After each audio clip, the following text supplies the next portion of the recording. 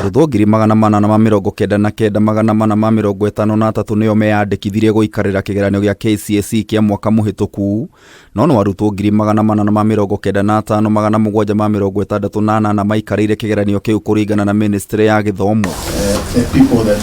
Akĩamũkĩra maumĩrĩra ma kĩgeranio gĩkĩ thingira-inĩ mũnini wa Iregi kaunti-inĩ ya Uasin Gishu, President William Ruto nĩonanĩte kwaga kũiganĩra nĩ ndeto ĩno na gwathana ũthuthuria baranginyo wambĩkwo nĩguo kũmenya gĩtũmi kĩa arutwo 3,685 kwaga gwĩka kĩgeranio gĩkĩ.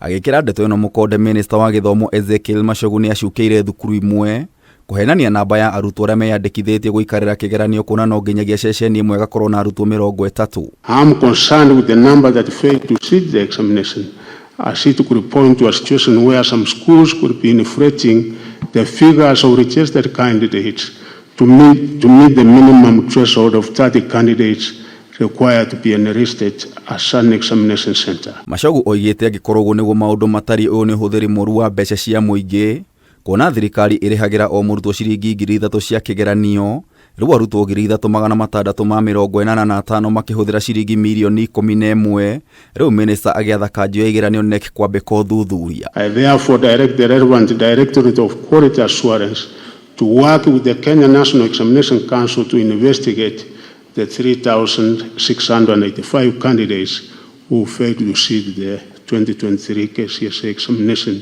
with a view to unearthing the true identity and whereabouts. Ningĩ President Ruto na Minister Machogu nĩmonanĩtie kwaga kũiganĩra nĩ ciĩko cia ũici wa kĩgeranio gĩa KCSE ĩrĩa ĩrũgamĩire 4,113. We have cancelled results of 4 cases of reported impersonation after completing investigations.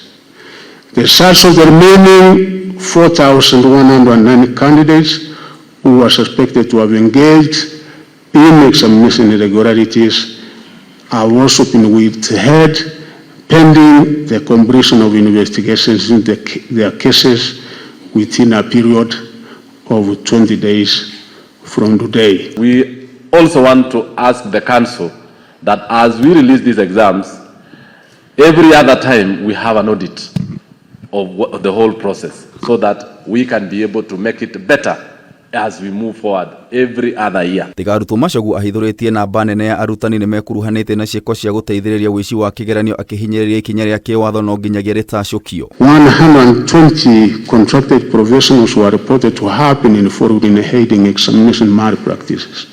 Firm disciplinary action will be taken against such teachers. As we release these exams, we as a committee, as an oversight committee, we are still going to look at it, how the whole process was, because that is the kind of work we do in the National Assembly. We shall oversight you, we shall give the advice that is required. Maya magĩthiaga na mbere, Minister Machogu nĩanĩrĩirie arutwo 9,000 arĩa mataikarĩire kĩgeranio gĩa KCPE mwaka mũhĩtũku na mahetwo kamweke ga kũingĩra thukuru cia secondary ona matekĩte kĩgeranio kĩu. The council has only been able to trace 2,000 eligible runners.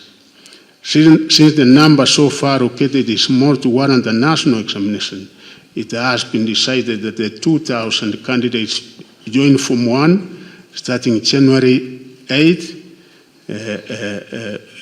January 15th, that is next week, and be allowed to sit qualifying examination later. Gerifotera Kameme TV, Jeta Getau wa Wanjiku.